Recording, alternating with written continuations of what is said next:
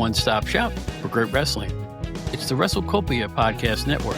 Ray Russell brings a host of great shows right to your device. There's the Wrestling Memory Grenade, Regional Wrestling, the Wrestling Stoop with Bob Roop, the Amazing Puro Academy Show, Retro Wrestling Review with Gene Jackson, Dave Dynasty's long-running hit, Wrestling Nostalgia, Monday Warfare, Raw vs. Nitro, the hilarious Other Ship podcast, and a whole lot more. Great shows and great guests, but where do you find all this stuff? Really simple. Try logging on to WrestleCopia.com. As I like to say, it's your one-stop shop for great wrestling memories.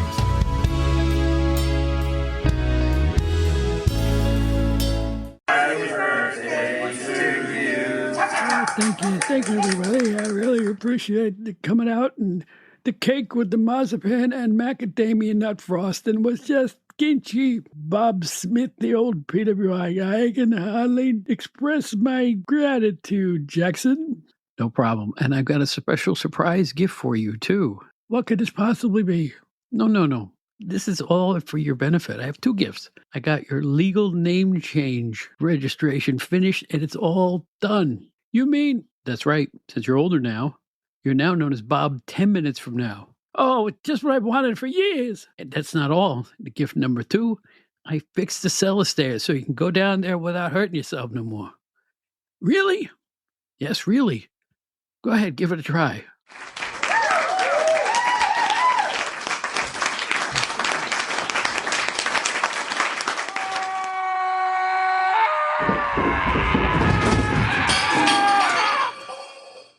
You're right. It is better. It's the Outdated Wrestling Hour.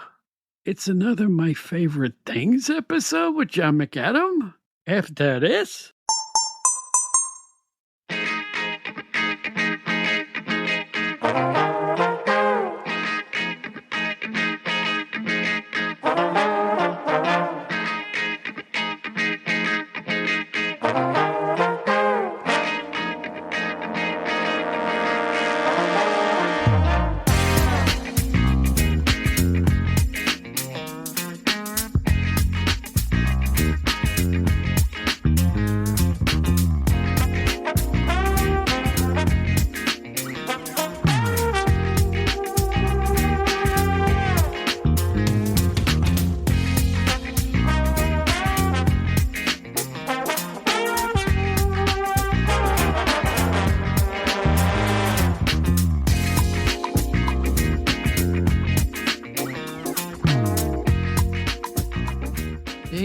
Welcome back. It's the Outdated Wrestling Hour. My name is Bob Smith. You might remember me from the old days at Pro Wrestling Illustrated magazine and its sister publications.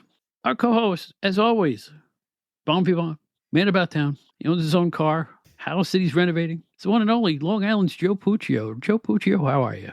I'm doing well. How are you, Bob? I'm fine. Yeah. Absolutely fine. We have a wonderful guest, our good friend John McAdam from Stick to Wrestling with John McAdam on the Arcadian Vanguard Network. Our good friend Steve Gennarelli is the co-host there, and we're going to talk about his favorite things, all the stuff that makes his bell ring over. It's probably the 4th in our series of these shows. We're going to do more with more famous people, too, so you look for our favorite things. The reason we're doing these shows, they've been super successful so far, so we're going to keep on this series. Joe, what did I used to do for a living? You were a writer. Keep going. You wrote for... My gosh, you're a writer. Who gives a... You were a magazine writer for Pro Wrestling Illustrated. Yes, I was. And I was an editor and a managing editor. And don't you forget it, Jackson. Anyway, yeah, by the way, if anybody ever asks you about a magazine, what does a managing editor do? You know what he does? Everything. There you go.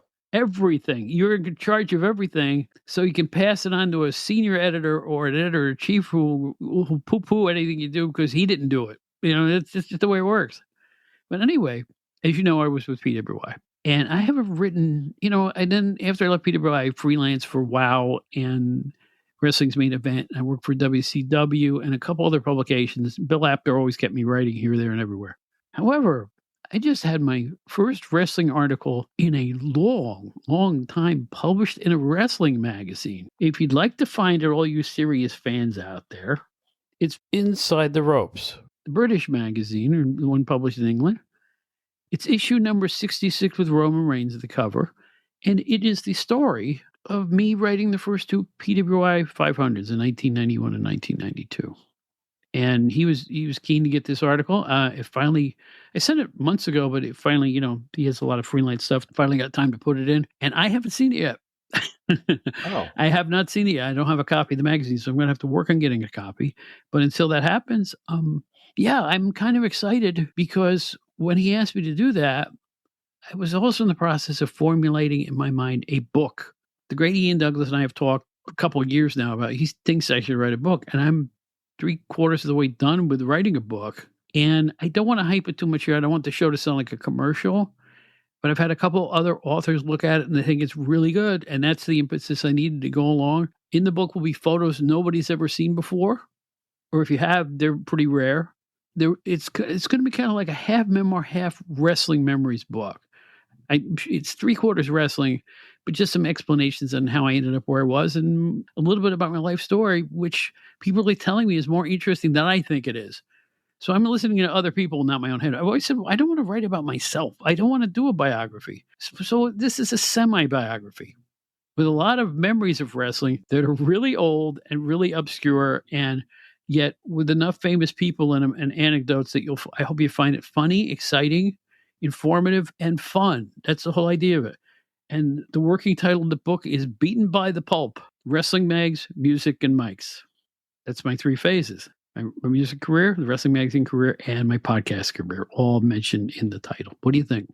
I like the sound of that for sure. I think this is the first time I've heard the working title. It's catchy. And like you said, it's your 3 things, the 3 things you're going to primarily focus on in the book. So I think it works for sure. And I agree. I think the wrestling aspect is definitely something that obviously all of the old PWI readers, and there's a lot of us out there, want to read about. They want to hear about the top 500 lists and everything else that went along with it. But at the same time, I know there's other things. The music career is another thing that's going to be heavily touched on, which is also really interesting. So I think it's going to be a nice mixture of both, and I'm looking forward to reading it. Yeah, you and I have talked about my music career too, and I talked about it on the the Mixtapes podcast. But there's so many aspects of it you wouldn't bring up in conversation that you can write about, that makes sense to write about and not talk about. It should be interesting and fun. That's the whole idea. I want the book to be as much fun as the podcast is. It's kind of an adjunct to the podcast. You know what I'm saying? It's like goes right along with what we're trying to do here in terms of being upbeat. I want to be just goofy, and because I'm a freaking goof, I have nothing left but my sense of humor at this point. So look for that. I'm hoping to have it out hopefully by the end of this year or early next year. That's great. If it wasn't for my health malady getting in the middle of all this stuff, I can't guarantee anything at this point. I can't guarantee anything this year, but I'm hoping that I can get it done hopefully by the fall, winter, and it should be ready. I know the photos are all set. Talking about my relationship with the people, with Mike Tyson's crew and all that stuff that I mentioned, but I don't really get into detail about that. I'll get into more detail about it when the book comes out. What do you think? Am I wasting my time? Or is it worth doing? You're definitely not wasting your time. I think it sounds great. I think between all the listeners that you've gotten from this podcast alone, combined with all the old readers of PWI, and just from talking to people, like you said, Ian Douglas and Brian Solomon, and getting tips from all these guys. And it's just, I think it's going to be a great read for sure. Well, thank you. I will say this. You're sitting down at a word processor now. Or sit down with your Microsoft Word and start typing away. I think it's a road. I mean, at my age, at my advanced age, I get half off on the bus. But here's the deal.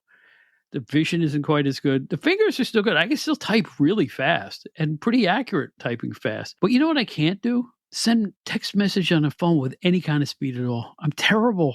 Oh, okay. I see these young ladies that take their nails with, their thumbs and press, the 2-handed thumb method. And I'm like, wow, look at her go. I wish I could do that. I can't do that. How do you text people on the phone?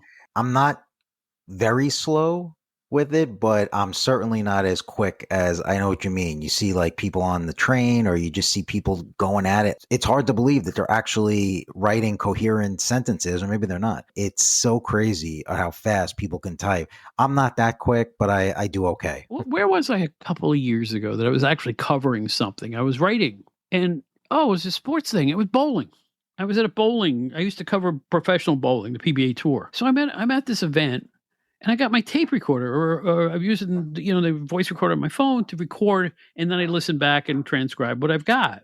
This young lady was sitting near me, and it's like 2 thumbs with long manicured nails, tippity tap, tippity tap. I'm thinking, she's not going to have to rewrite this stuff. You can just copy and paste that into whatever format. I'm going, I am so jealous of you.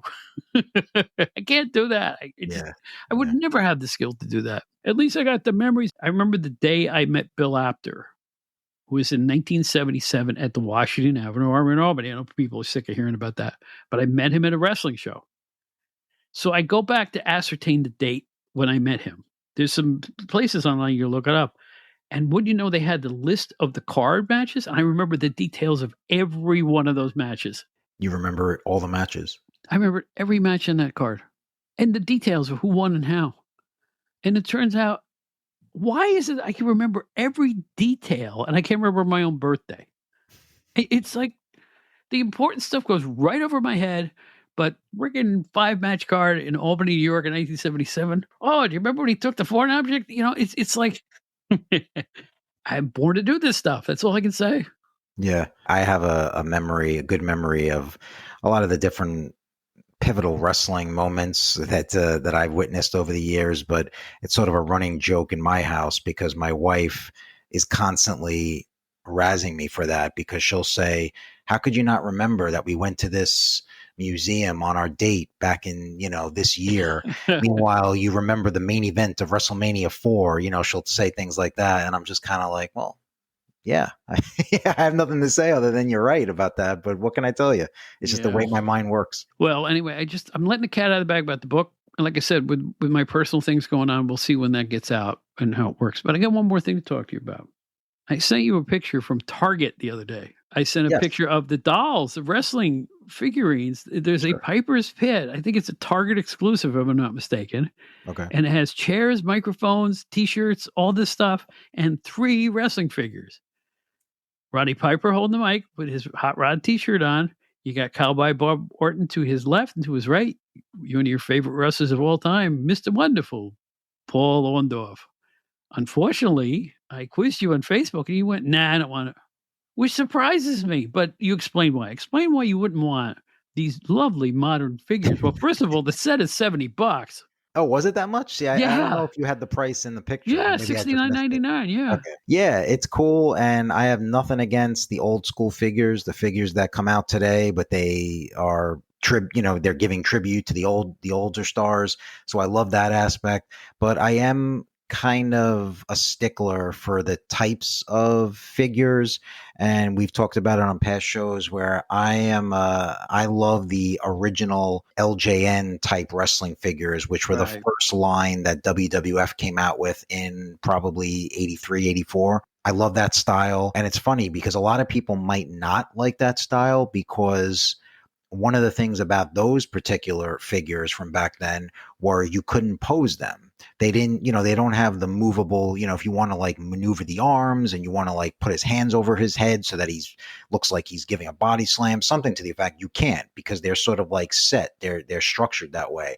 Whereas I believe the figures you showed me, this Piper set, they're more of the sort of like old He-Man, if everybody remembers, like the He-Man type figures where you can kind of just like put the arms up and you can move the legs and make them sit down. Those don't appeal to me, so I'm not really as into getting those. But yeah, I'm a real stickler for those old LJN action figures, the way they look. And I'll say one quick thing about this is that now WWE has released new LJN action figures, or I should say LJN style action figures that are, I believe, Target exclusives. You can only get them in Target. And these things are about $20-$25, but they're putting out, I want to say 4 each year.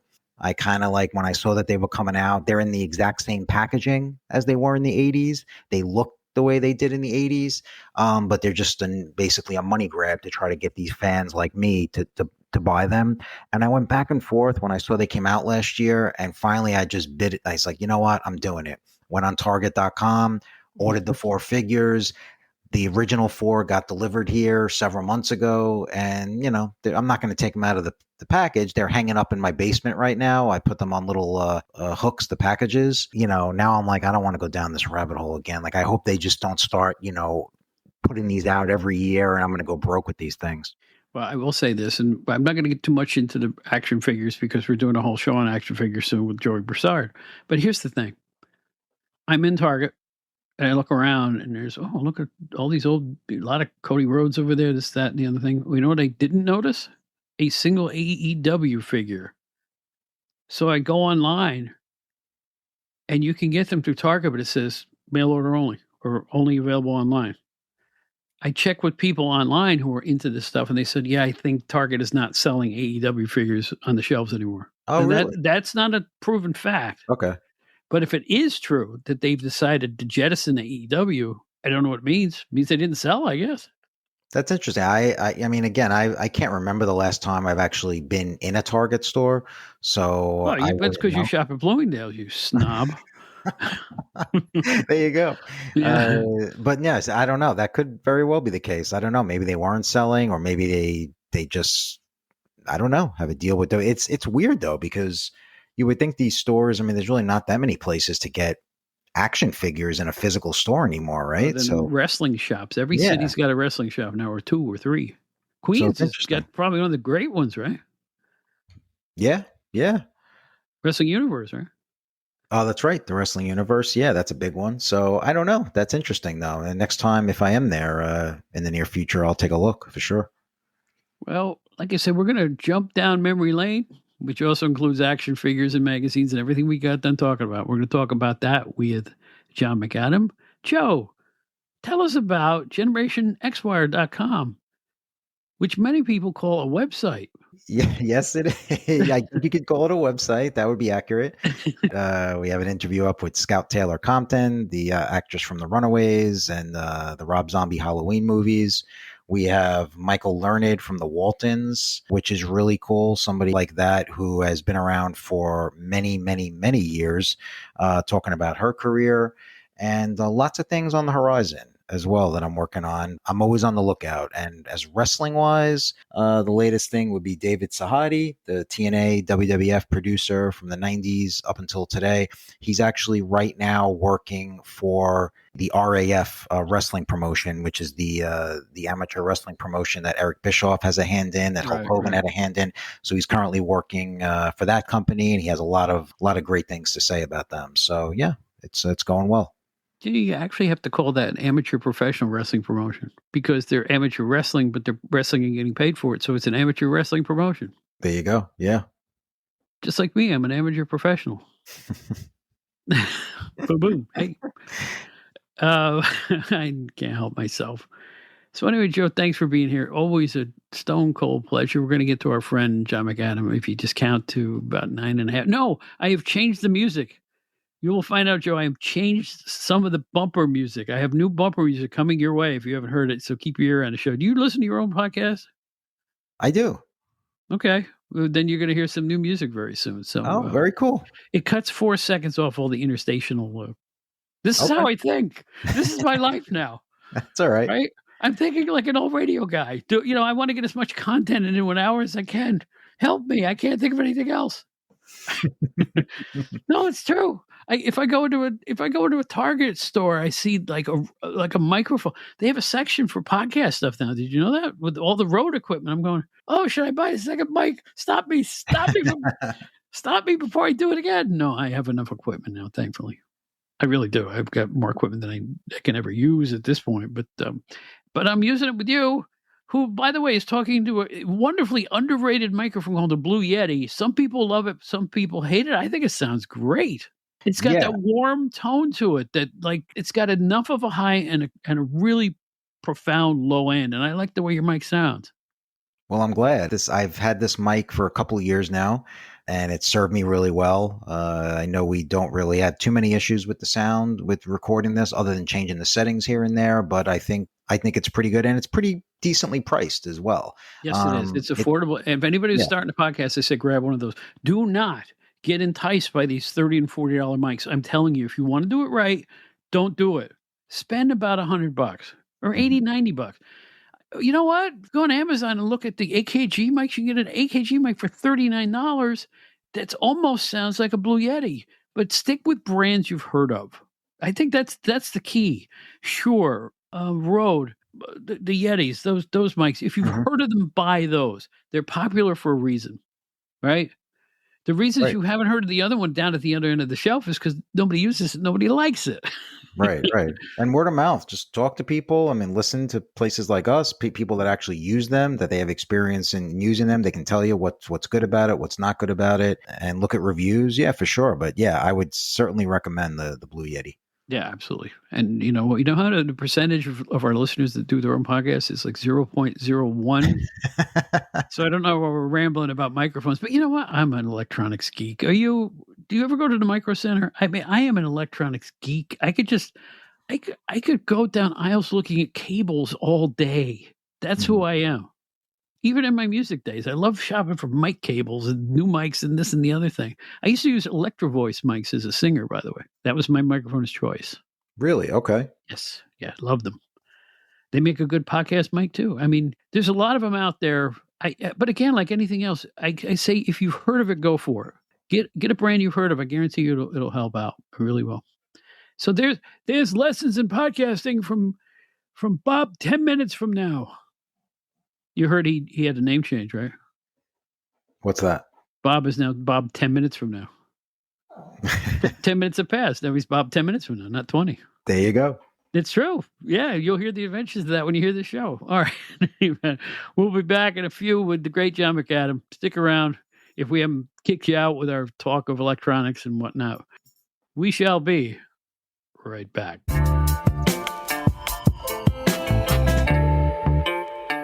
There are times when my meager words aren't sufficient. Well, most of the time, really. But today we have a fellow who is really about to become known as one of the great wrestling podcasters. We're talking history of podcasting. He's been around a long time. His show is Stick to Wrestling with John McAdam on the Arcadian Vanguard Network. And the proof is in the pudding between the numbers they generate, the quality of the shows, and the knowledge that you'll hear on each and every episode of Stick to Wrestling. So it is my humble honor to once again bring back to my meager thing. It's John McAdam. John, how are you? I'm doing really well, and listeners of Bob's podcast, I assure you, I will have many meager and insufficient words that I will be sharing with you throughout this podcast today. I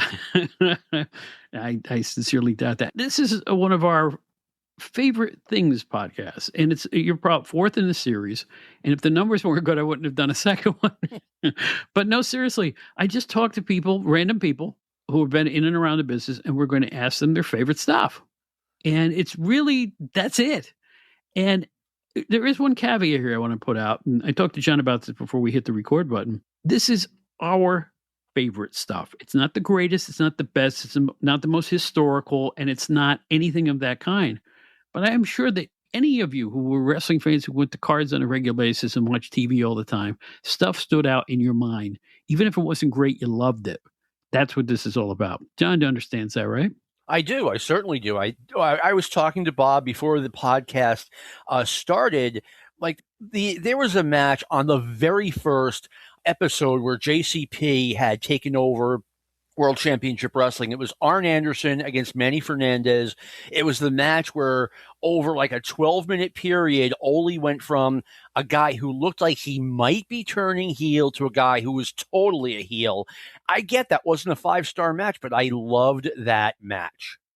Are you going to call that, is that one of your award winners? Perhaps? It's not. No, it is not my favorite match, but it is one of my favorite matches, and I loved it. Another one was Tully Blanchard against Ron Garvin on Worldwide Wrestling with Dusty Rhodes doing commentary, and it was a thing where, Garvin's hand was injured, and he couldn't wear a tape on the hand, and Dusty, after a ref bump and after J.J. Dillon cheated, wrapped up his hand in tape, and Ron Garvin knocked out Tully Blanchard to win the national championship.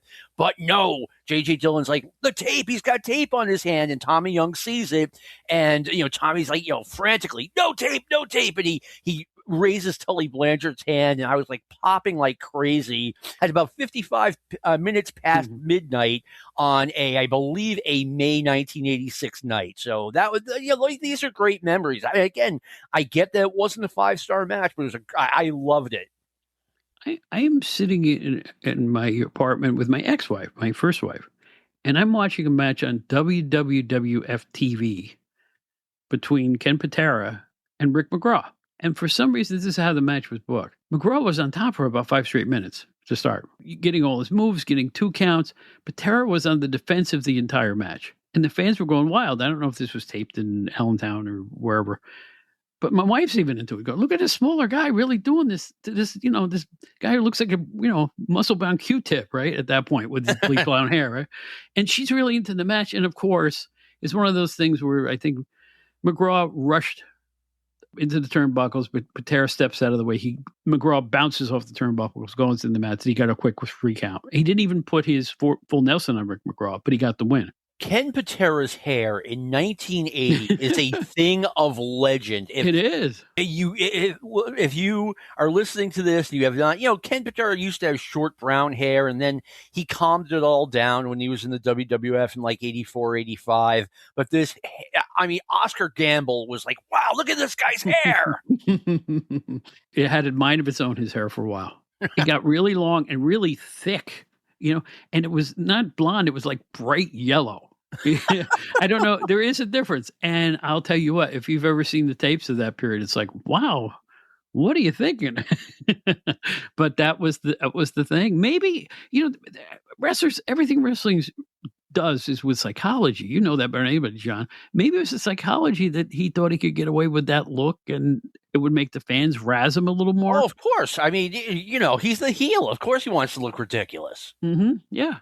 Something that's preposterous, Sweet Daddy Siki. Yeah, I mean, he'd be out there, it's 1980. He'd be out there with that giant afro and wearing disco clothes. And you'd be like, this is the most horrible person in the world. Mm-hmm. Absolutely true. All right. Well, anyway, we go from Ken Patera's main to the main stuff that you like. You ready for some questions? I sure am. This will be very painless. This is all for fun. You know what this is? John McAdam and Bob Smith sitting in a bar. This is what this conversation is going to be like. This is about as serious as a whoopee cushion. So here we go. This is an easy one. Do you remember the first wrestling card you ever saw live with your own eyes?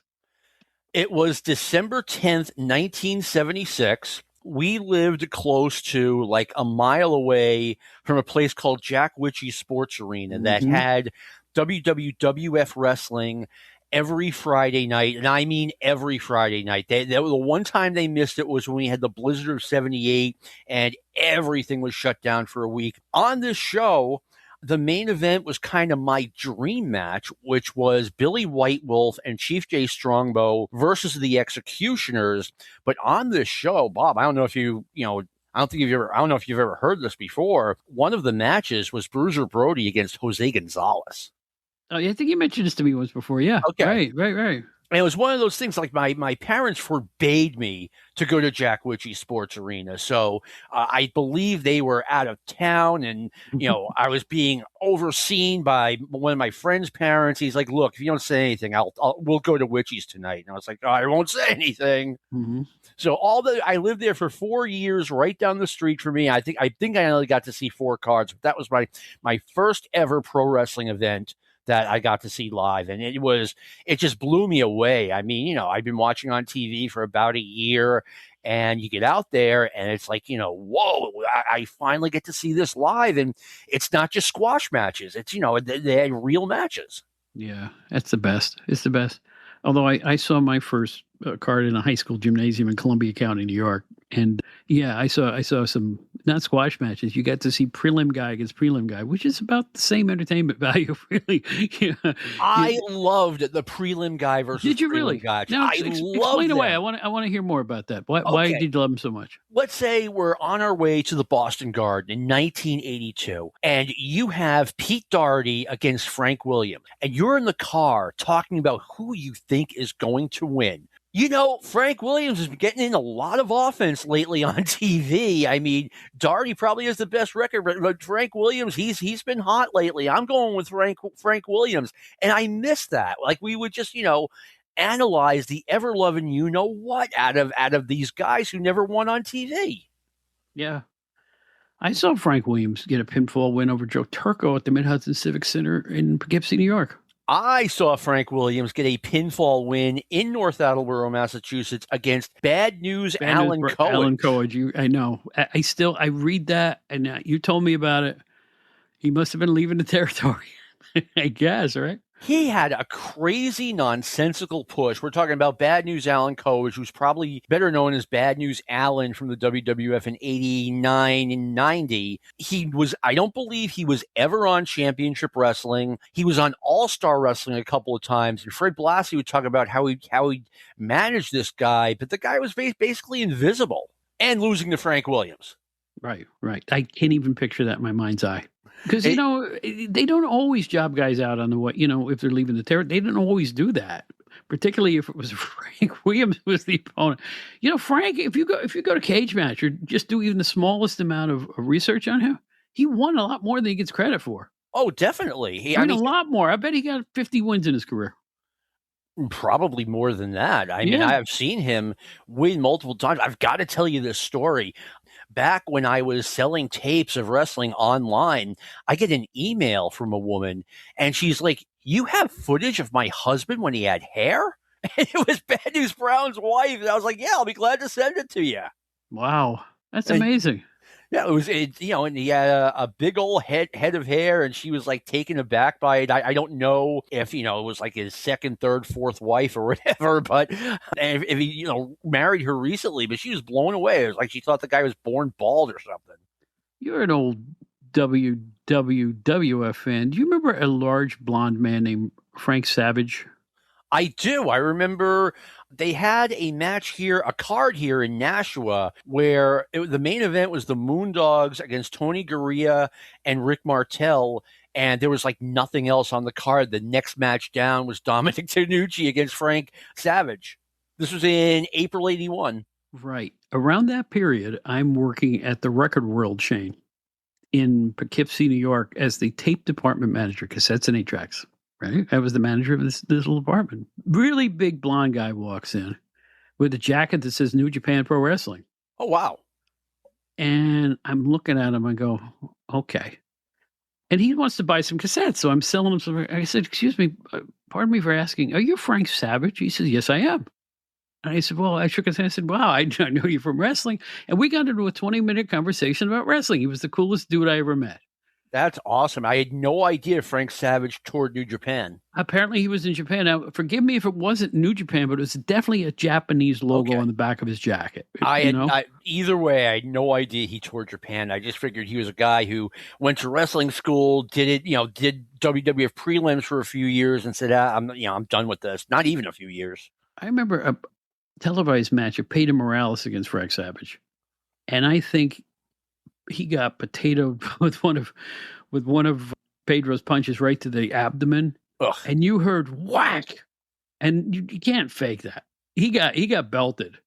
And you see Frank double over, and it was about 45 seconds before they did anything else.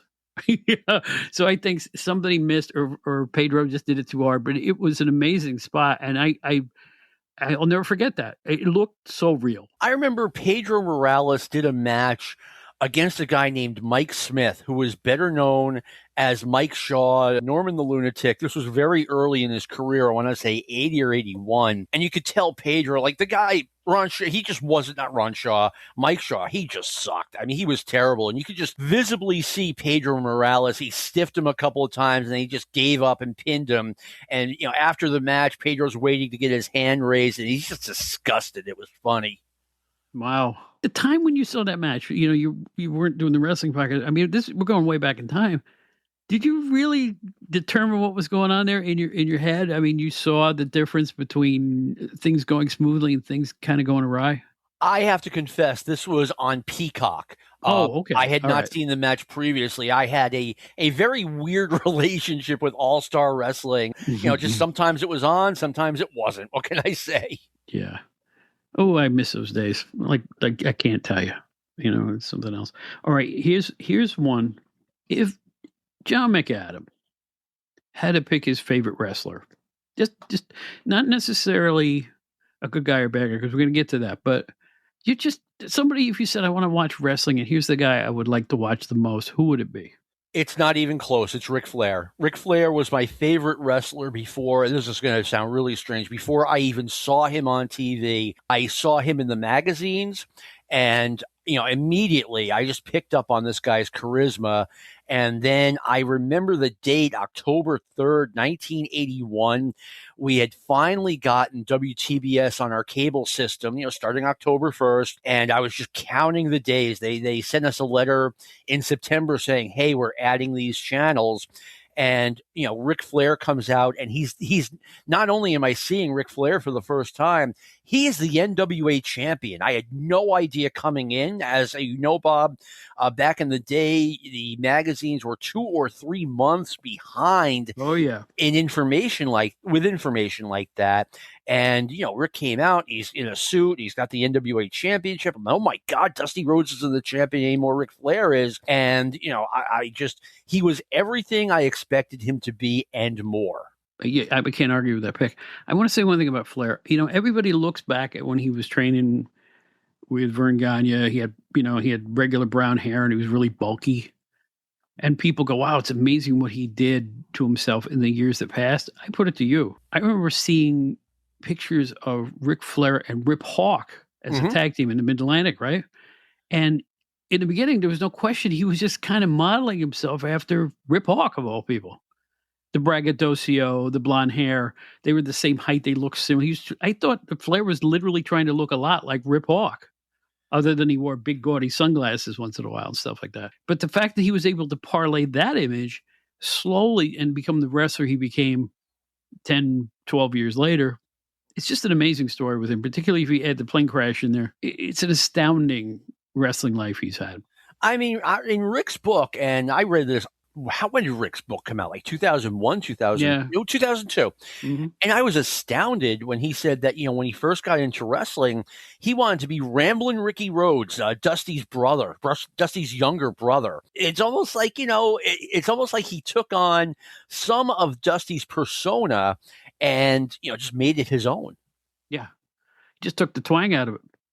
Yeah, exactly. Seriously. If you think about, yeah, you're right. I mean, if you think about what they said, it was very similar, really. And I also remember the rumors started right around Thanksgiving 1990. It defeated my imagination that there's a chance Dusty Rhodes is coming back as the booker in WCW. And we'll talk more about that in a minute, because I have a story about that regarding one of my favorite things. And within, 3 or 4 weeks, it went from rumor that it might be happening, and I'm just like, there's no way, to it's happening. And when it, became semi-official, I'm like, I don't know how much longer Ric Flair is going to be in the NWA/WCW. And the answer was not much longer. So let's move ahead. Now, I don't know how to put this one. I don't want to use new age parlance, like who's your favorite face? I hate it. I still want to use my Pro Wrestling Illustrated jargon, scientific wrestlers or rule breakers, right? I can't break that. That's the jargon I grew up on. It's so ingrained in me that I don't want. I'll tell you what. I'm so old school. The jargon used by wrestlers should be used by wrestlers. That's just my opinion. If other people do, fine. It just irks me because I was tasked with the job of maintaining kayfabe. That was my job. Yes. Seriously. It was all of our jobs back then. And I can't shake it. So I want to use my old colloquialism. People want to think I'm a fogey. Well, I happen to be a fogey. So there you go. But anyway, who's your favorite scientific, good guy, clean, shake hands, just nice guy wrestler? Who's your favorite good guy? I would say that, when I first became a wrestling fan, I was a fan of the good guys, and then I quickly kind of switched over to the heels. Me too. And there I am using the word heels in front of Bob after he just, No, it's fine. It quickens things. It's fine. I mean, Chief Jay Strongbow was the guy who got me hooked into pro wrestling. So I would have to say him. I was a sort of a casual wrestling fan. If it was on and I was home, I would have it on. And if they went to a commercial, I would change the channel and maybe I would go back. And then one day they had a match with, there's his name again, Jose Gonzalez and Billy White Wolf against Crusher Blackwell. And I think it was Skandor Akbar or something like that. And they knocked out Jose Gonzalez, and they were doing a number on Billy White Wolf. And out of nowhere, this guy, I'd heard of him, but I'd never seen him before. Chief Jay Strongbow came to the rescue, and I was hooked. I mean, this guy had it all. He had so much charisma, at least to me at the time, and I was hooked. I was, 11 o'clock every Saturday morning. I was in front of the TV watching Channel 56. I'm glad you picked him, and I'll tell you why. No personality in the history of the wrestling business gets shorter shrift than Chief Jay Strongbow. I was there. Remember, I started watching wrestling in 1970, and he debuted as Strongbow in the WWF around 72, maybe late 71. Okay? He got over instantly, man. I was there. I saw it. He was so amazingly red hot, 72, 73, 74, maybe into 75, that he was definitely the number 2 face. Definitely. There's no question about it. Oh yeah, he would main event Madison Square Garden in a tag team with Bruno, but he would main event Madison Square Garden, and he would main event the B-Towns too. If you had a bigger event somewhere else and you had to do the second shift, he was always the headliner. At the large like Albany, he was always the headliner. It was crazy, and he was an amazing performer. I'm not so much talking about in ring. He was soft spoken and intense during his interviews, but if you got him mad or busted him open, he turned into a raving lunatic wild man, screaming and crying and sweating and vibrating. You have to see it to believe it. People don't understand it because they saw late period Strongbow where he was blubbery with his fake brother at the end, right? Yeah. Forget it. When he first hit the scene, and in New York of all places, he was red hot, a major ticket seller, and I think he's been kind of maligned by his late career, and in fact, people didn't like him as a backstage guy. Who cares? No. I just know he helped carry that territory in the early 70s. No question about it, man. You know it. I do know it, and I remember in 1984, he was still around. He was wearing the singlet. He looked like he was in his second trimester, and it was just a sad ending to his career, but that's not who he was. That's right. Just an original character. And they would bust him open every third week on TV, where I was anyway. Buddy Wolf would bust him open. Fred Blassie gnawed a hole in his head at one point. And when that happened, he would go absolutely out of his mind. It would take 7 guys to get him out of the ring. It was fabulous. It was intense entertainment. Just the way pro wrestling should be. I don't even consider him a favorite, but during that period, he was damn close. Yeah, I mean, there are other contenders for like my favorite good guy of all time. Like when I first started watching Georgia wrestling and I got Florida wrestling on cable in 1980, I loved Dusty Rhodes. He was so much different than the other baby faces. The other baby faces would be all subdued, but not Dusty. He'd be out there cracking jokes and being loud and yelling at the heels. I love Dusty Rhodes. Yeah, Dusty was great. He really was great. Just charisma for days. Again, I think because people only know what they see on YouTube or on videotape, that's what they think a guy always was. Yeah, and there's a lot more to pro wrestling, especially when a guy has a 25, 30-year career like Dusty Rhodes did. I mean, Bob, you remember when Dusty first came to New York in 1977 and how over he was, what a reaction he got at Madison Square Garden. And, just the 1977, 1980, 1981 version of Dusty Rhodes is just way different than the 1988 version or the WWF version. Right. Absolutely. Hey, Dusty was over at the Garden, man. He was over at the Garden. Huge pops. I remember one match where he took apart Tor Kamada. Yep. And the place exploded at the end. I mean, almost Bruno-ish. Yeah, they aired that match on Championship Wrestling. I remember watching that, and he was over like crazy, and they had never seen him before, and I'd never seen anything like it. And I give Dusty credit. When Dusty was in the WWF in 1989 and 1990. I will never back down when I say that they were trying to humble him. A lot of people argue, oh, no, they didn't. Yes, they did. Mm-hmm. They gave him that weird polka dot trunks, and they had him doing skits where, he's a plumber or whatever. They named Ted DiBiase's whatever he was, errand boy Virgil, as a shot at Dusty Rhodes, and now he's in the WWF, and he made it work. I am convinced they brought him in just as a mid-card comedy guy, and he made it happen. You know what one of my favorite Dusty Rhodes moments is? Dig this. You maybe know more about this than I do. I recently ran into a piece of tape of him playing basketball at some charity event. And he was good. And he dominated the court. You remember this? You saw this, right? This was 1987, and it's like Dusty Rhodes and a bunch of the good guys, not against the bad guys, against I don't know who, right? But Barry Windham and Dusty Rhodes, like they were balling out there. They were. I mean, despite his slight chunkiness, he was owning the court. That everything, shooting, rebounding, running the floor, the floor. And, this was 1987 Dusty Rhodes. Bob's being nice. Dusty was pretty heavy by this point, and he could move. Can't judge a book. And he was hitting three-pointers. Yes, he was. Can't judge a book by its cover. I guess not. Yeah, Dusty was a hell of an athlete. Yeah, he was. I love that bit of tape. My jaw hit the floor when I saw that. And it was relatively recently when I first saw that, too. I probably saw it about 5 years ago. Okay, now... what ruffian, what rule breaker, what mean bad guy did you relish seeing? Tell me, please.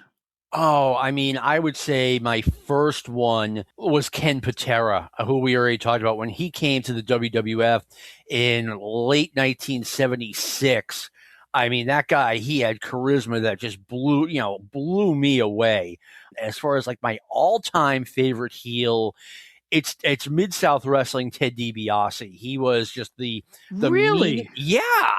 Well, that's great. Ted DiBiase was, I mean, he would take another wrestler out and think nothing of it, the way if mosquito landed on me, I just smacked the thing off and killed it. Like that was Ted DiBiase's mentality. He was just such a dangerous guy and someone you would not want to mess with. And like I said, his blood ran so cold. He was so great. Were you one of the ones deeply disappointed when became a millionaire cartoon character? No, not really. I actually liked that character a lot. And, you hear so much about how it came to be. And in 1987, I enjoyed the vignettes. I enjoyed the whole thing. I liked how Pro Wrestling Illustrated covered it instead of just, blowing it off. Yeah, he's the $1 Million Man now. Like they come up with this story about how he came up with millions of dollars. So. Who was the host of, do you remember who the host was of, what was it, Lifestyles of the Rich and Famous? Robin Leach. Yes. At the time, they put DiBiase and Virgil on Lifestyles of Rich and Famous for real. It was hilarious. And our Gersh Kuntzman, who went on to be a New York City newspaper reporter and editor, contacted Robin Leach and did an interview with Leach. We couldn't talk to the WWE guys, but we could talk to Robin Leach. So we did a feature on that. On the DiBiase segment? Yeah, on Lifestyles of Rich and Famous, yeah. That I remember hearing that was happening and going out of my way to record that, and it was such a funny segment. Like, whoever came up with that, and Lifestyles of the Rich and Famous was, I mean, I'm not saying it was a serious show, but, they didn't do comedy skits like the one they did with DiBiase, and, it just made it stand out even more. I mean, I remember Robin Leach telling Gersh Kuntzman, he said something like, they were having champagne and caviar, and I got zip. Yes! It was one of those things, right? Yeah, they wouldn't, he was eating it right in front of Robin Leach and not offering him any. It was such a great segment. I don't know if it's on YouTube, but if it is, I highly recommend everyone just check it out. Yes, that's what we're seeing. I absolutely agree. All right, your favorite tandem, your favorite tag team, your favorite duo. It's not even close. It is the Midnight Express. It is the Stan Lane and Bobby Eaton version. Nothing against the Dennis version, but I remember, watching WTBS every week in 1988 when they really caught fire, and even their squash matches were incredibly entertaining. Cornette would be cracking jokes at the podium. Stan Lane and Bobby Eaton would just be doing sometimes goofy spots, but they were funny spots. And, I just loved them. And it's been almost 40 years, and I'm still angry about how they were buried at the end of 1988. I remain convinced that was done on purpose. I don't know why they buried them on purpose, but I'm convinced they did it on purpose. Bad management. Oh, of course. People can't see the forest for the trees, and every time you get new management in the record business or in show business or wrestling, they tend to want to change everything to show how smart they are. Oh, of course. And most times they're not smart at all. I mean, there's an old story about Notre Dame football, how they got a new strength coach, and he's like, everything's wrong in this weight room, and he moves everything and reconfigures everything. And a couple of years later, they get a new strength coach. He put everything back the way it was 2 years ago. They like you said, they just want to show off how smart they are. Yep, and they never are. I will say that your pick and mine were the same when we did the show that I gave mine. To me, nobody comes close for entertainment value on top of it. Just pure entertainment value. They had it all going on. You know who was also really good and very overlooked are the Smoky Mountain Wrestling version of the Heavenly Bodies with Tom Pritchard and Stan Lane, and then eventually, what's his name, Jimmy Del Rey, who used to wrestle as Jimmy Backlund. I think they are quite unheralded. They were an extremely entertaining tag team. Mm-hmm. And then you throw Cornette in the mix and you got a winner every time. Of course. And Cornette, when he was doing Smokey, obviously he owned the company, so he could say and do whatever he wanted without restraint. And it was one of those times where everything was even better than it was. That was such a good show. Or than it had been. I'm sorry. That was such a good TV show. The Smoky Mountain, if he had only somehow syndicated it wider, it probably wouldn't have made sense. But you know what? They could have been in the world class if they just had a little more oomph to it, but I understand why they didn't do it. They were trying to make money. And that was such a good show. I never was let down by Smoky Mountain. I thought it was great. The last year or so of it was rough. I mean, you could tell Jimmy was a little bit burned out, but like the first 3 years of it were great. And I have always had a theory, Bob, that when Smoky Mountain Wrestling was first conceived and when they first started doing it, it was conceived in 91. And I think the first show started airing the beginning of 1992. And I've always had a theory that it was there because, let's say, at one point, Jim Cornette could contact, Ted Turner or whoever at WCW or at WTBS, I should say. And like I said, it's just a theory that Cornette could have said to them either while WCW was still up and running or after WCW had closed down, which, by the way, I mean, early 90s, it looked like WCW was a promotion that was going to get shut down. Jim Cornette could just contact WTBS and say, hey, if you want wrestling, I already have a show. You don't have to put money into it. You just, pay us to air it. And I shared this theory with Brian Hildebrand, and Brian gave me a look like, John, shut up. Really?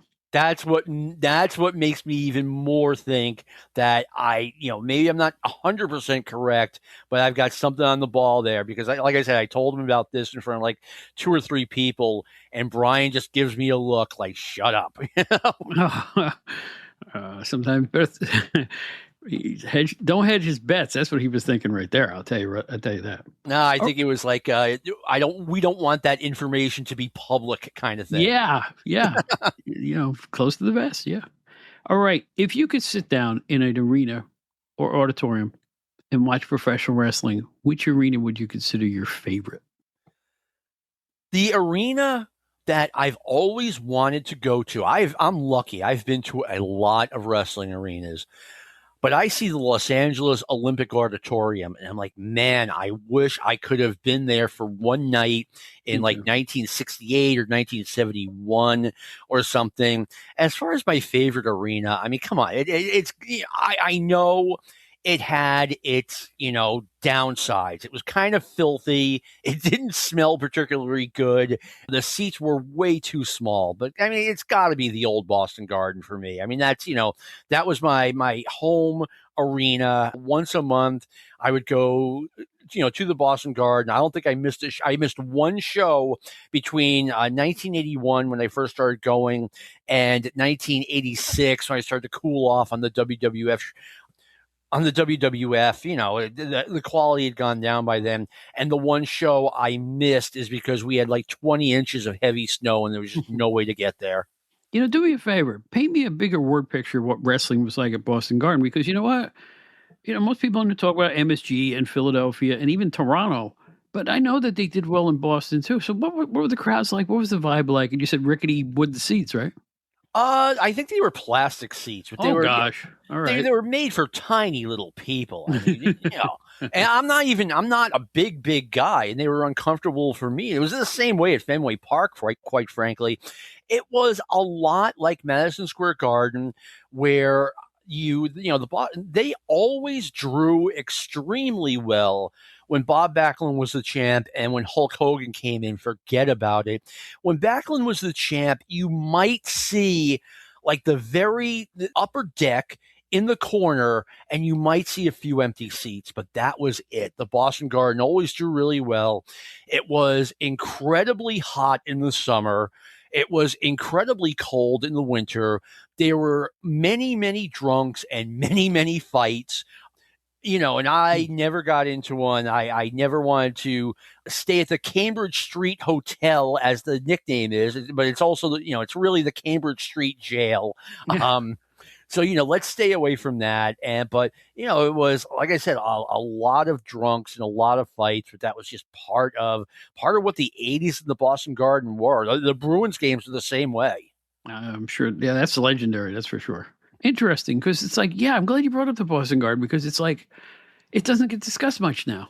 And they drew, like you said, they'd sell at the place once in a while, right? Yes, they sold out quite frequently. I mean, Hogan almost always sold out the first year and a half. Backlund did really well there.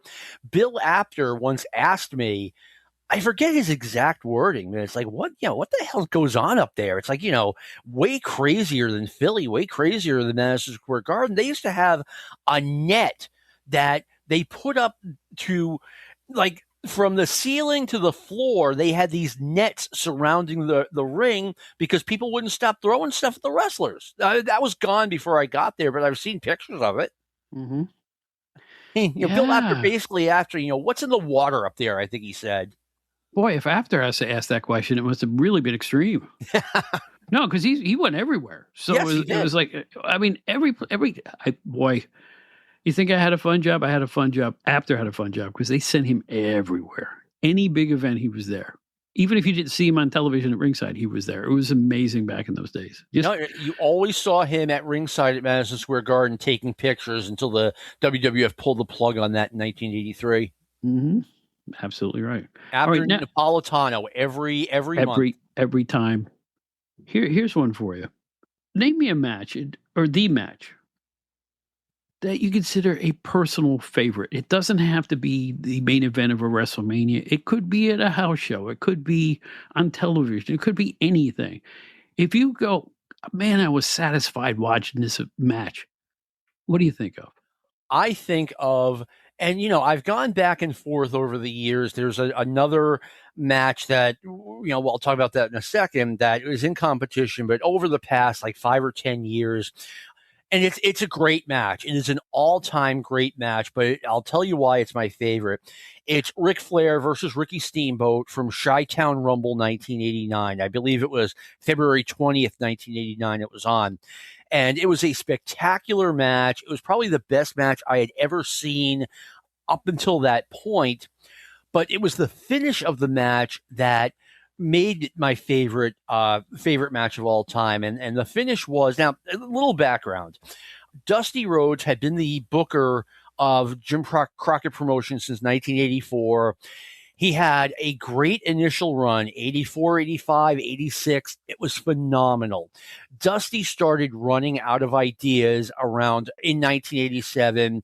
And by 1988, it was a complete mess. I mean, Dusty was just, every booker has his shelf life. And by 1988, Jim Crockett himself should have realized that and replaced Dusty. And no matter what the cost was, if Dusty walked out or whatever, he needed to pick up that check. And of course, we all have heard about the Dusty finish, where one referee gets knocked out of the ring, another referee runs in and counts the pinfall, and it looks like we have a new champion.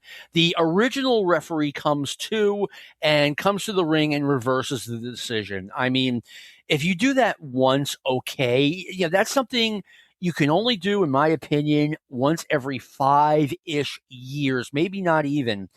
And or maybe more than that, excuse me. And they did that finish, and my friends and I are watching it, and we're just waiting for, by the way, Dusty Rhodes was no longer Booker at this point, and we're just waiting for the old screwjob Dusty finish where Ric Flair retains the belt, and Teddy Long gets back in the ring. Tommy Young is raising Ricky Steamboat's hand, and Teddy Long gets in, and he also raises Ricky Steamboat's hand. And it was basically, it felt like, and I just got done telling everyone Dusty Rhodes was one of my favorite baby faces, but by 1988, I couldn't stand the guy because of his television persona, and B, his booking. And this was kind of like, to me, it represented the promotion under new management is saying, okay, the Dusty era is dead. It was like the chef's kiss to goodbye, Dusty, and your dumb finishes that killed towns. This is a new day. There you go. Yeah, absolutely. You're telling this wonderful story, by the way, and I'm thinking, oh gosh, who was worse, Vern Gagne or Dusty Rhodes when it comes to just alienate your fan base on purpose?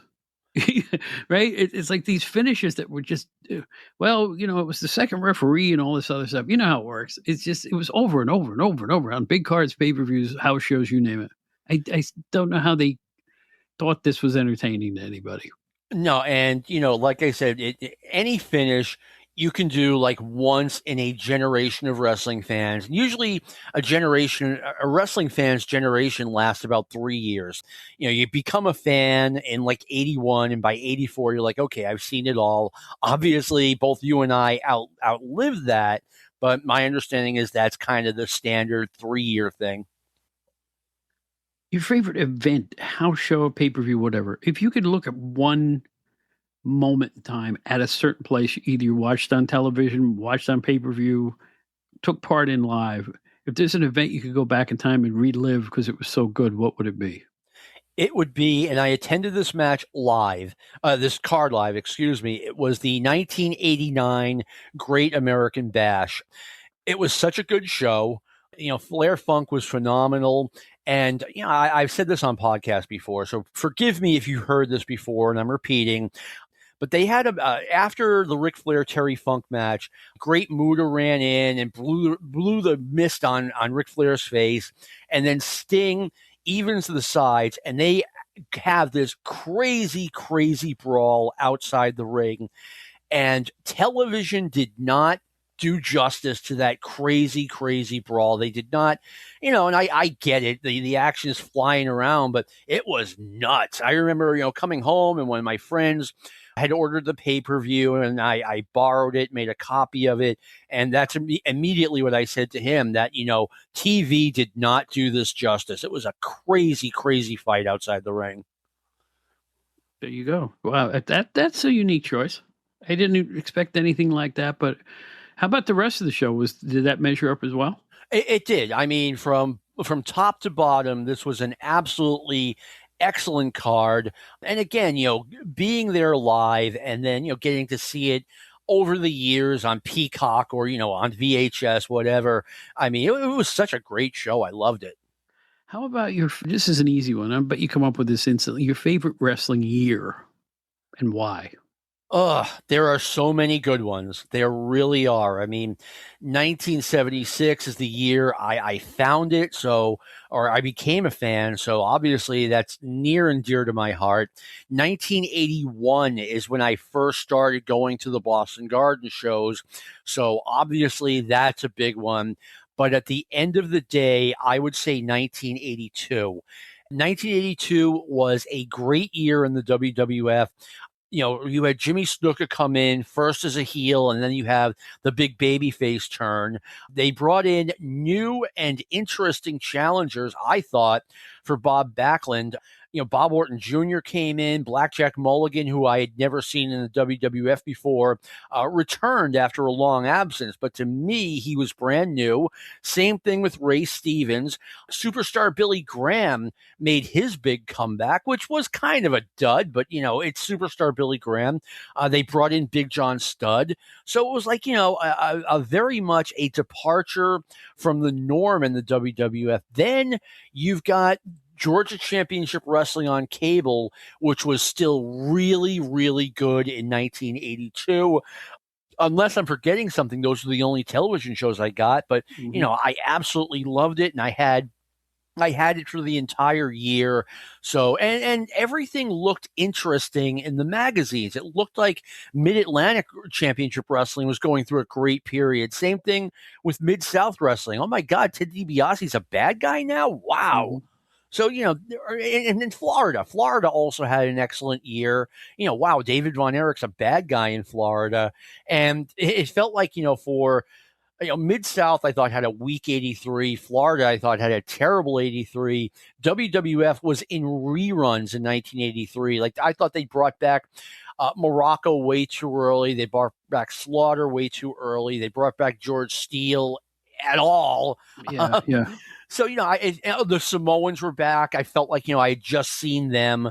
So, I remember specifically in 83 going, wow, last year was a lot better. I think you left out on your 82 list Mighty Joe Thunder, but that's another. I'm pretty sure that was 82. I look that at was 82. I look at those matches and my jaw hangs open. What? That's Vince Sr. Vince Jr. had nothing to do with, I guarantee you had nothing to do with Mighty Joe Thunder. How they took a guy from the literal 50s, and said, well, we get some mileage out of this guy. We'll give you Albano. I'd love to be at the table that day when Monsoon and all this, Phil Zacco and all those guys are sitting around going, what are we doing with this guy? What do you think? He was, very rarely did I notice in the year 1982, I had not been even a little bit smartened up to the business. And I would watch Mighty Joe Thunder. Now, there was, I would say, probably 5% of the wrestlers on one end I knew were really good. Like the first time I saw Jack Briscoe, I was like, oh my God, this guy is next level. He's like nothing I've ever seen before. And then you get your Mighty Joe Thunders, where it's like this guy can't get out of his own way. I'm not sure if this is true. A long time ago, someone told me that Mighty Joe Thunder was supposed to be a pivotal figure in the Jimmy Snuka turn, which makes... Yeah, I've heard that too. Yeah, which makes the whole thing even more crazy. Supposedly they had him in for one taping and they completely gave up on the guy, and they contacted Ray Stevens afterwards, say, hey, how'd you like to do this? Actually, I researched him a little bit. Do you know he actually had 6 TV tape matches? I only think they showed a couple, and he won them all. Oh, of course. So he retires from Mighty Joe Thunder retires from the WWF undefeated and certainly unloved. And you know what? Think back. Think really close now. If those matches you saw, it's the first wrestler I ever saw who literally had no moves. No. Like even his attempt to Beal someone was just kind of pushing the guy, and he flew across the ring. It wasn't even a proper Beal. I mean, he did nothing correctly. He did not. And, in 1982, I mean, I had been buying every wrestling magazine I could have access to, including every last back issue of Inside Wrestling and The Wrestler that was available. Like I would look at that and see, okay, is there any of these I don't have? And there were not. I had literally all of them. And I'm like, I've never heard of this guy. And then I'm like, okay, did he wrestle under a different name or something? Because I knew that went on. And, I had no recollection. So, in 82, I'm like, where did they come up with this dude, not knowing that he wrestled in the 50s and 60s? Yeah. And here's a bit of trivia you may enjoy. That man actually got a title shot against Bruno Sammartino as the Golden Terror. I think it was in 64. At MSG? Don't know where it was. Don't remember. Okay. But he definitely got a title shot against Sammartino. And that's not outrageous No, because considering it it was a was different 18 years earlier. and people worked differently back then. Yeah. And he was younger and sprier and thinner and probably more muscular and everything you would want at that point. So, and he was covered head to toe in a yellow outfit. So that didn't hurt, right? All right, here's a whimsical question. You've been to your share of wrestling events live. What's your favorite arena food? What have you ever had anything in any wrestling arena? I'm going to go get another one of those, other than the beer. Oh, okay. Like confectionery stuff. Yeah. You know what? I mean, I am thinking back to, when we would go to the Boston Garden. I mean, you knew, like, don't get a burger, don't get a dog. They're expensive and they're not very good. So I would say the giant pretzels. And back then, you didn't have Auntie Annie's Annie's in the mall or anything like that. You would only be able to get these pretzels at like the ball game or the Celtics game or wrestling. So that was always my favorite. And they don't make them like they used to. They'd really charcoal those pretzels. But if you go to, let's say, Citi Field now, they just kind of heat it up, somehow. It didn't have that charcoal taste to it. And they were so good and so big. One pretzel would be enough. Oh, in fact, you'd have to share it with somebody. Share one. Yeah, absolutely. Oh, those are good. Now you got me. You see, I've been on the Mediterranean diet since December, and I've lost something like 15, 16 pounds, and I'm doing great. The problem is that I'm eating nothing like pretzels right now. So while I sit here choking back tears, I'll ask you another question. Your favorite wrestling book about or by a wrestler? My favorite wrestling book, and there are a lot of good ones, but my all-time favorite was Mick Foley's first book. It was fun. It was informative. He's a great storyteller. It was interesting from beginning to end. A lot of people don't remember this. The book came out in 1999.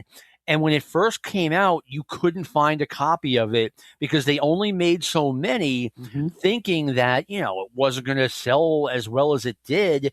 And it shot to number one. And it took me a couple of months, probably 3 months before I was able to get it. But Mick had such an interesting career. And he talks about, when he first became a wrestling fan and when he first started training under Tanucci and, the crazy stuff that happened. Like he would drive from Long Island to Pittsburgh every week, and he'd be crashed out on someone's couch. And sometimes he'd get there and he'd be like, "Oh, they forgot we're not having practice this week." So he just drove to Pittsburgh and back for nothing. Mick Foley remains the most interesting, intelligent, learned, just walked into the business knowing what he wanted to do. I've never met anybody quite like him. I think he's somewhat of a kind of an odd genius to me. I never talked to a wrestler who expressed himself the way he did, even verbally, when you got to know him a little bit. And I had an opportunity to talk to him a lot in my PWI days.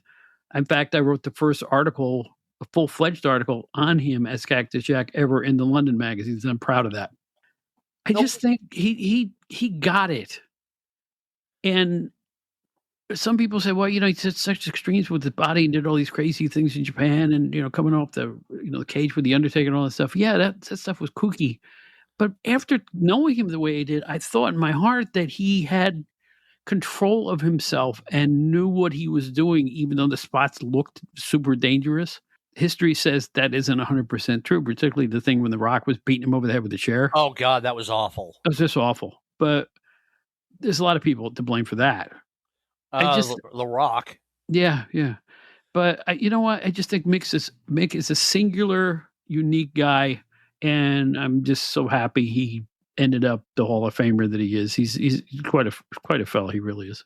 I mean, two things about Mick Foley. Number one, in 1990, one of my friends in Philadelphia, a good friend of mine, got really sick. To this day, I don't know what happened, but, he was down to like 90 pounds, I want to say. And, one time I went to see him and, he wasn't doing good. And I excused myself. I got to go use the bathroom. And I went to the bathroom and started crying because, he looked so horrible. He was so sick. Well, one day, not this day, his mom knocks on his door and she's like, "Hey, someone's here to see you." And he goes, "Who?" And she says, Cactus Jack. And he just went out of his way to see this guy and visit him. And I will always think so highly of Mick Foley for that. That's Mick. One more. Go ahead. In 1988, I was in Memphis.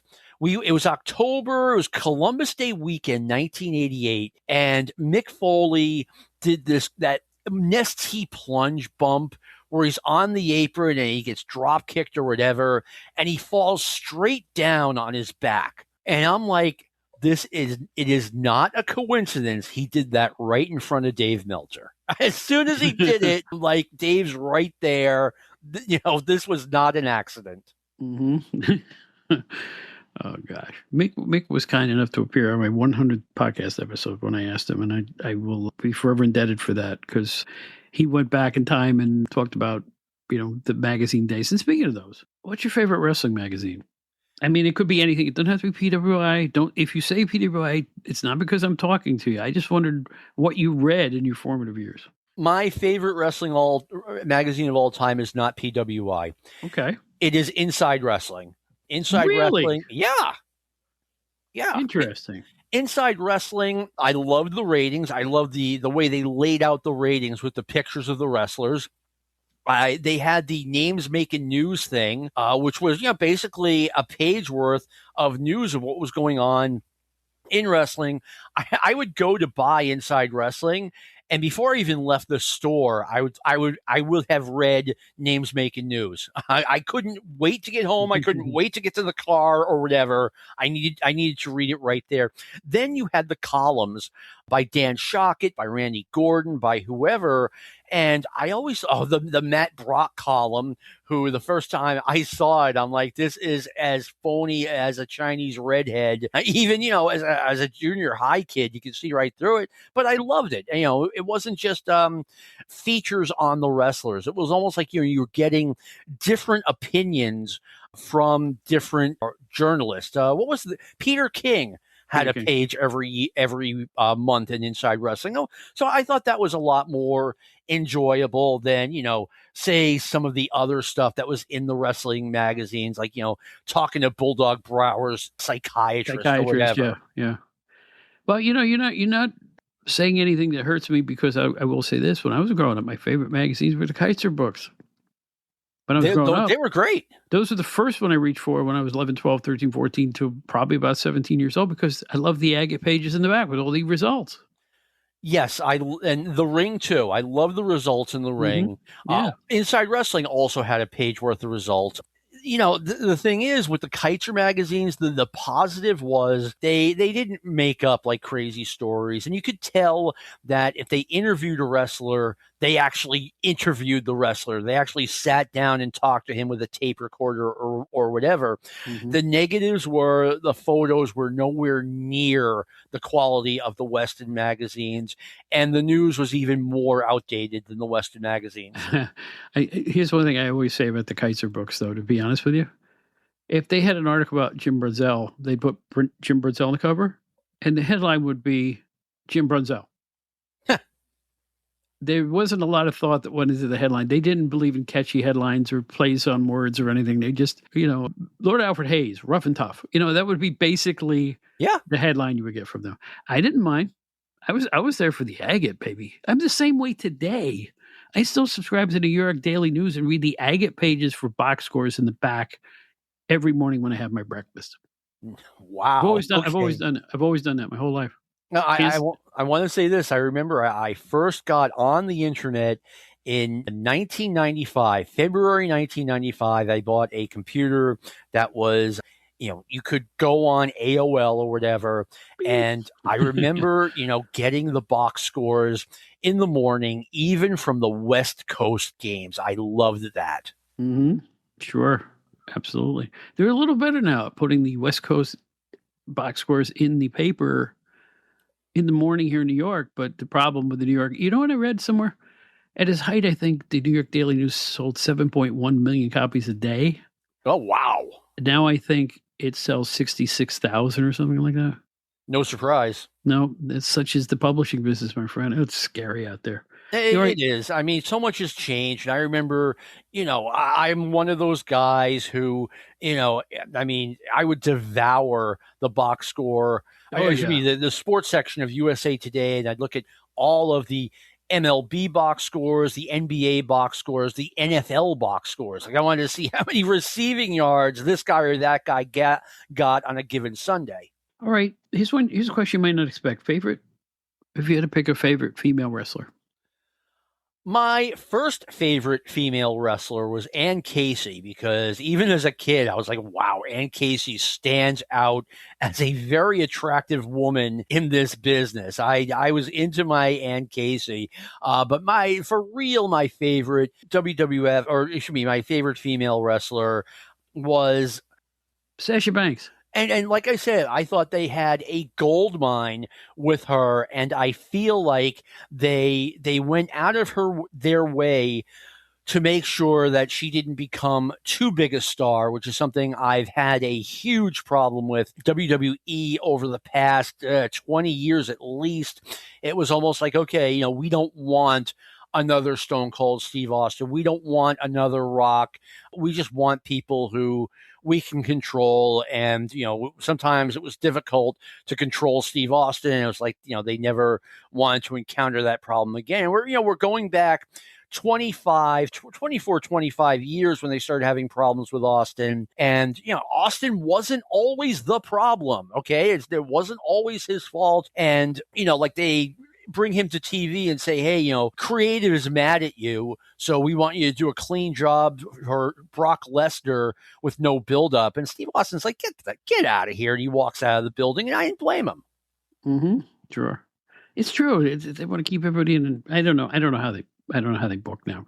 All I know is I'm always frustrated every time I watch wrestling anymore. So that's it. I stopped watching the modern product probably 6 or 7 years ago. I'm not saying anything bad about it, but just when the live events, actually that's not true. I stopped watching the live events, the premium live events, when they moved off of Peacock, and then when Raw moved to Netflix, that was the end for me. Like WrestleMania is coming up, and I can't even tell you what the main event is. I still watch it out of an odd sense of duty because I always had to watch it. So I just keep one eye on it, just to have something to talk about once in a while on the show, to be honest with you.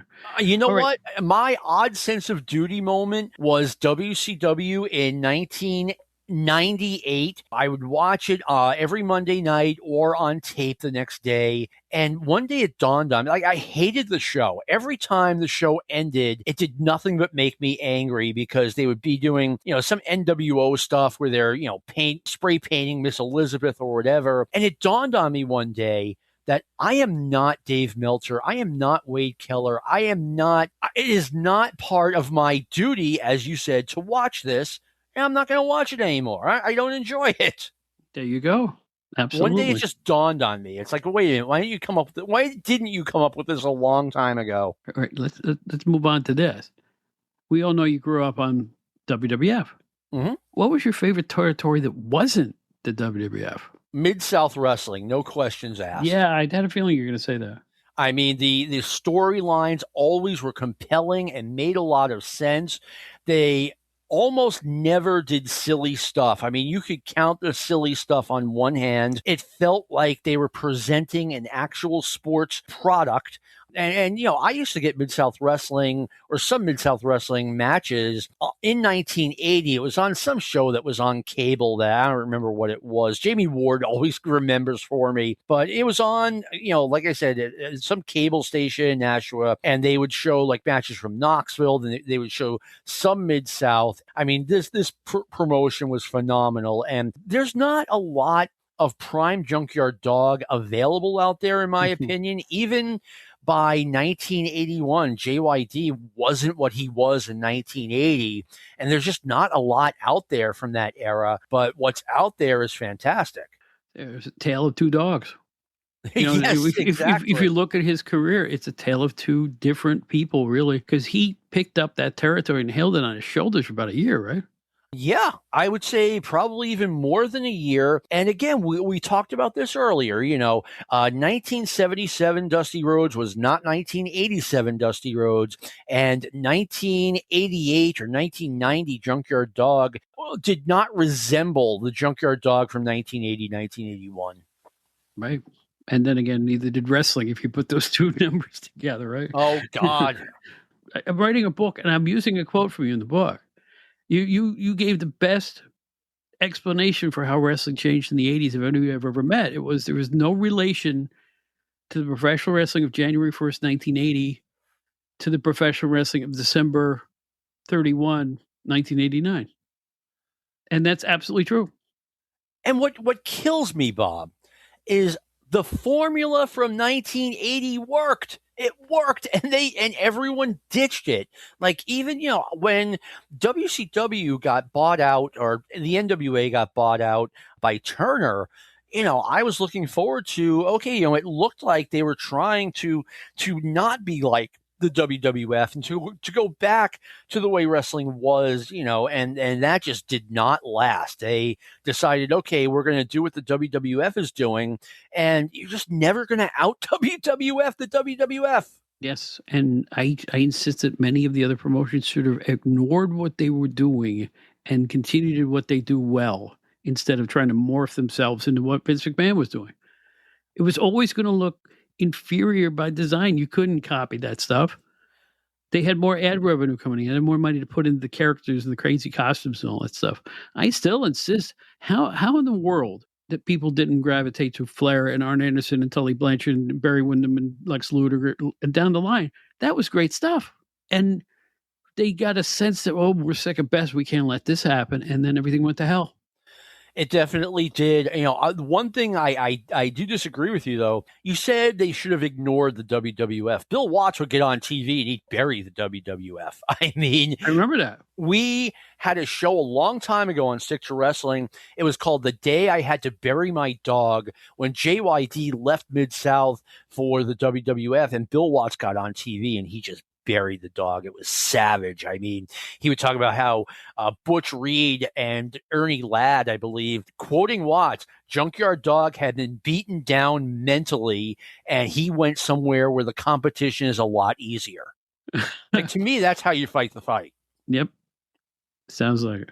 All right, one last thing. Oh, can I get this in really quick? Sure. When Tully Blanchard and Arn Anderson left for the WWF, Jim Crockett was Jim Crockett. He wasn't going to have the feud. He wasn't going to acknowledge it. And Jim Cornette gets on TV one day and introduces the Midnight Express. And he says, and now, ladies and gentlemen, the two guys who'd rather fight than switch. And that was a subtle little boom, and Crockett let that one go because it was, abstract enough. Brilliant. Flew over my head. It's the first time hearing of that. That's a good one. All right, finally, we know you grew up in the East, but if you could go back in time when it was early cable or even Rabbit Ears TV, what's your favorite wrestling TV show, specific show? Oh man, I mean, Florida Championship Wrestling is right up there. I would say Mid-South Wrestling. I would say the moment Bill Watts took over Mid-South, it was just a phenomenal promotion. It was not covered enough, in my opinion, in the after magazines in the late 70s and early 80s. They finally started giving them a lot of coverage in 1982. I'm going to say something that a lot of people might not like, and that is that I thought Florida and Mid-South were way better than Georgia. Georgia was a good television show, but rarely did they have main event caliber matches, and there was just a lot of talking on Georgia Championship Wrestling, which I didn't mind, but I liked Florida and Mid-South better. Interesting. Yeah. So you're a big Mid-South guy. I am. So let's put an exclamation point in this. Let me ask you a question. When Watts went to WCW, what went wrong? The biggest thing is that Bill Watts, he sold Mid-South Wrestling, which was now called the Universal Wrestling Federation, to Crockett. April, I want to say in March or April 1987, Bill Watts had not watched a sliver of wrestling since then. So he has not watched wrestling since 1992. The business changes. The business always changes. It changed too much in 5 years. Also, I thought Bill Watts, it was like, I don't want to say he was stuck in the past, but he kind of was in a lot of ways. For example, you'd have the wrestlers doing TV all day, and Bill Watts decides to save money by eliminating catering and just giving them boxed lunches. Like, how much money are you saving, for God's sake? And he would here's the deal too. He was replacing a guy named Kip Fry, who was very, and I was around. Remember, I was around at this point. Yeah. Kip Fry was very open to talking to the wrestlers, getting involved, getting everybody's opinions, trying to do good by the wrestlers and things like that. And a lot of the wrestlers really liked Kip Fry. But somebody, and you probably know better than I do at that point, they had a meeting of the minds and replaced him with Bill Watts right at the point when Kip seemed to be getting along with everybody. And I never understood it. We didn't understand it at our PWI offices either. And then we're getting reports that Bill Watts is taking over and making all these changes. Yep. A guy like Brian Pillman could not jump off the top ropes, or Bobby Eaton. What? Okay, this is what I was about to say, right? Yeah. Bill Watts had, in Mid-South Wrestling, he had a rule where you could not jump off the top rope. That was an automatic disqualification, right? Mm-hmm. This was back in the day where fans, if you lived in New Orleans, if you lived in Jackson, Mississippi, if you lived, wherever in Mid-South, you only had that one television show. So Bill Watts controlled what you got to see. In other words, you didn't get to see that on the other channel, guys jumped off the top rope, or in another promotion, jumped off the top rope, and there wasn't a problem. Now, you're in a world where WCW has been on WTBS since the beginning of time, and we see people jumping off the top rope all the time. People were jumping off the top rope in the WWF. Now, suddenly, you're going to have this rule where guys can't jump off the top rope in WCW, but when they do, according to Bill Watts, it would garner heat. And it's like, look, on the other channel, the guys are doing it in the WWF. I want to jump on this too. Everyone I knew who ever dealt with Kip Fry or K. Allen Fry had a bad word to say about him. At the same time, Bill Watts, when he came in, he, wanted to change everyone's contract. He wanted to downgrade everyone's contract. And if Watts were here today, he'd be like, oh, of course they like K. Allen Fry. He gave Brian Pillman that ridiculous contract. And it's like, Bill, Watts would be saying things like, it's like Pillman and his agent drew up the contract himself. And Watts, tried to get Pillman to downgrade his contract. Pillman wouldn't do it. Watts said, well, I'm going to make you an opening match wrestler. And Pillman was like, fine, I'll be the highest paid opening match wrestler of all time. So, this is what I don't understand about this, though. When it was the UWF, it was Bill Watts' money. Now it was not his money. So why was he renegotiating contracts unless he thought a way to get in good with management was to cut everybody's salary and save money? I don't know. I don't get it. I don't understand it. If I recall correctly, and we're going back, 34 years, Bill Watts had some sort of incentive in his deal where if the company stopped hemorrhaging money, he would get bonuses. Some people are not going to like what I'm about to say.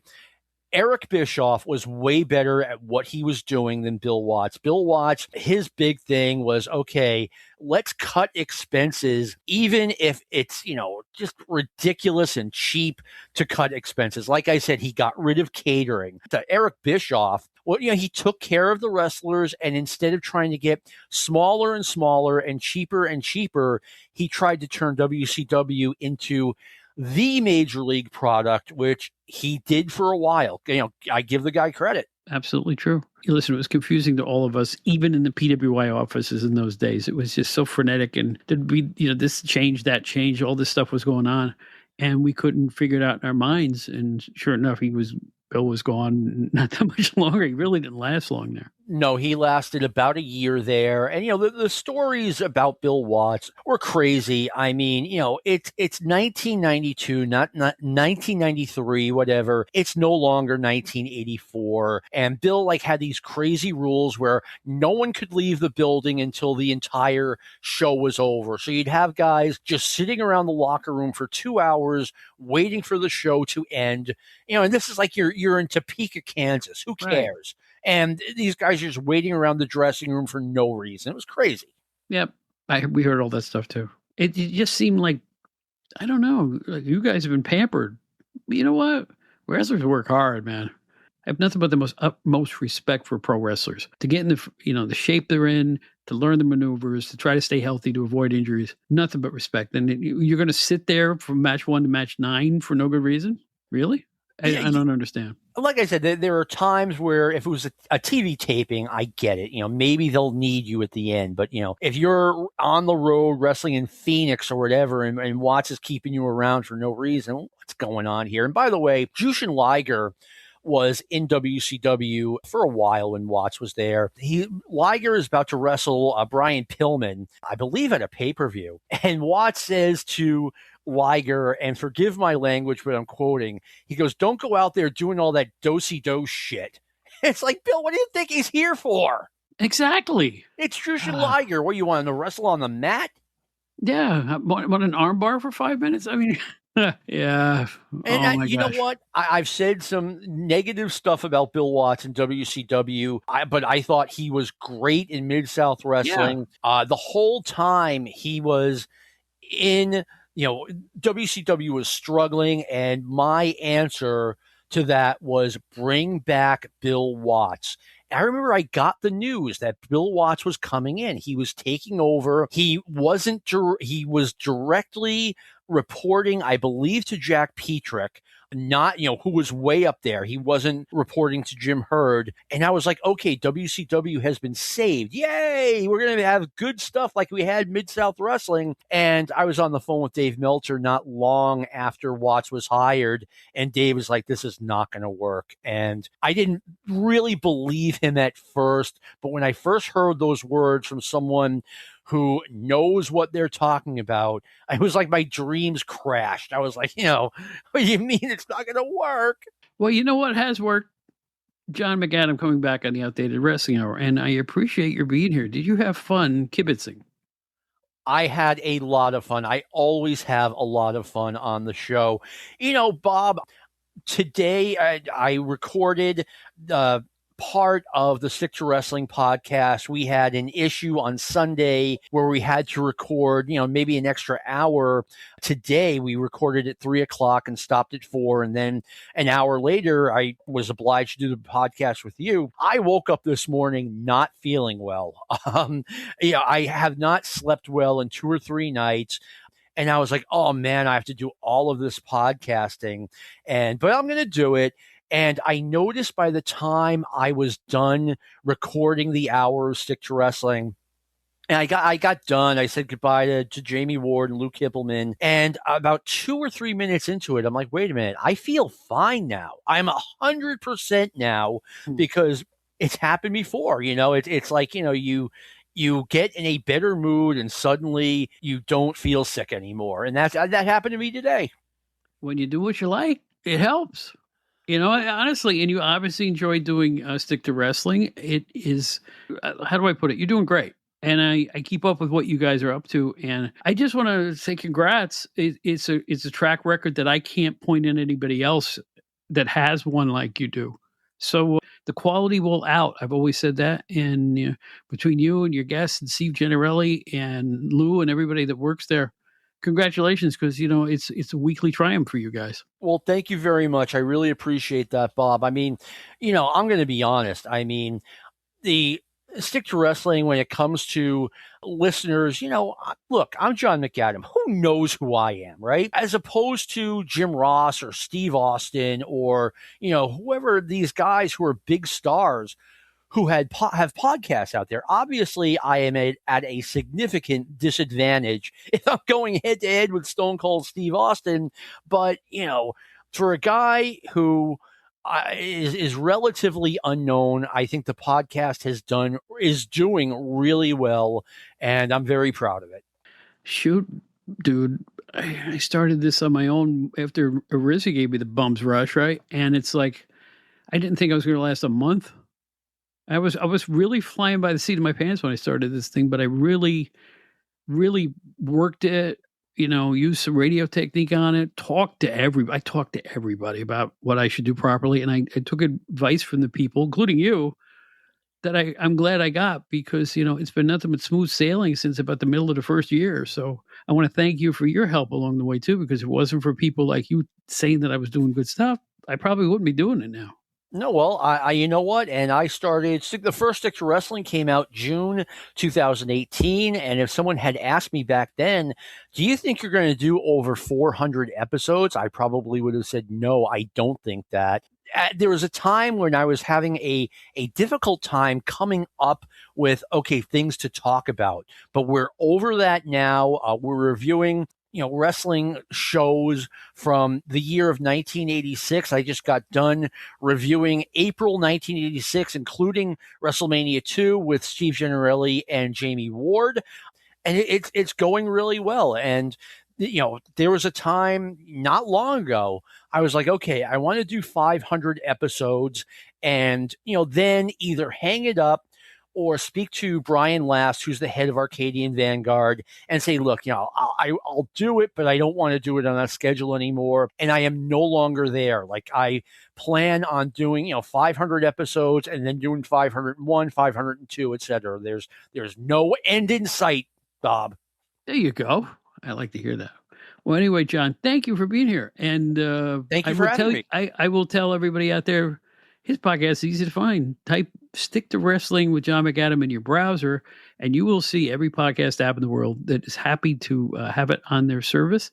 And I'm happy to listen. I'm happy to talk to you again, and I hope we can do it again real soon. How's that sound? That sounds fantastic. I came up with the idea, Stick to Wrestling. There was this guy whose podcast and I was listening to this podcast long before the idea even hit me that, or before Brian Last invited me to do a podcast. I would listen to a podcast called Stick to Football, which is long gone.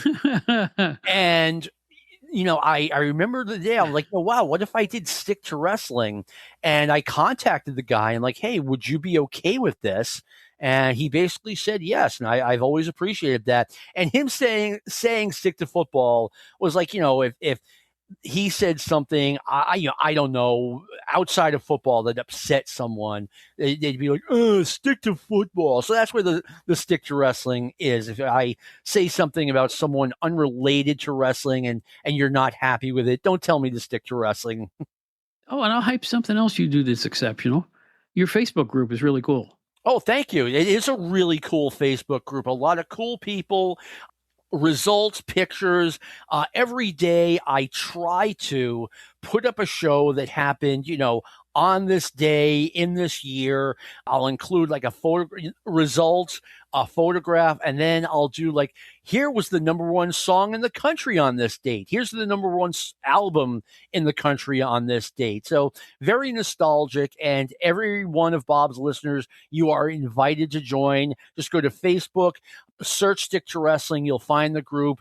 It asks, you have to ask to be put in. I have to okay you, but I always okay everyone. It is absolutely amazing, Facebook's wrestling content. It's all free. I mean, it's like unbelievable. You got your section, right? Every week, I think on Tuesday, like today, Terry Sullivan, who used to be the announcer in Detroit and Bruiser Bedlam, puts out a historical look at a particular period of time on this date. The thing is longer than my arm, and he's just doing it because he loves to do it. Nobody's getting paid for this stuff. All these facts and figures and ads from newspapers and match count results and everything. And other people do things like this and just post some old. Do you love old wrestling newspaper clips the way I do? Oh, God, yeah. Oh, yeah. I could look at them all day long. Fascinating. Every so often you'll see him go, I didn't know he ever worked in that territory, that type of thing, so I can't get enough of it. I have a newspaper clipping from when it was, I believe, it was a Tampa newspaper from 1980. The guy did a write-up on the Dusty Rhodes show where he said it was his final NWA title championship match. He was either going to win the title, the last Tangle in Tampa. Thank you. Dusty said he was either going to win the title or he was going to stop wrestling Harley Race. Either way, this was it. The match went to a draw, and there was this columnist in the Tampa, I forget what newspaper, who just ripped the thing apart shoot style. He was like, the same old thing from Dusty, the same old thing from Dusty, the same old thing from this promotion. And I was like, wow, they printed stuff like that in 1980. Yeah. You'd be surprised the stuff that was bubbling in the underground in the 80s. It was the start of the way people communicated differently in that decade, for sure. Totally. Yeah. Well, anyway, we know how to communicate now by podcast. So everybody check out Stick to Wrestling. Thank you for being here again, John. It's a pleasure and an honor, and we'll see you soon, okay? We'll see you soon.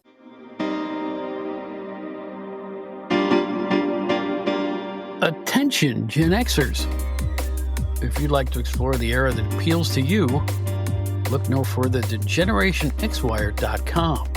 The generation who grew up with elite in entertainment, music, movies, TV, books, pro wrestling, and more finally has a one-stop destination for all their Gen X needs. From Aerosmith to Batman to the Killer Bees to the Twilight Zone, there's something for everybody at GenerationXWire.com. You won't find a more eclectic mix of pop culture content than at the leading website that specializes in the greatest generation, GenerationXWire.com. Check it out today.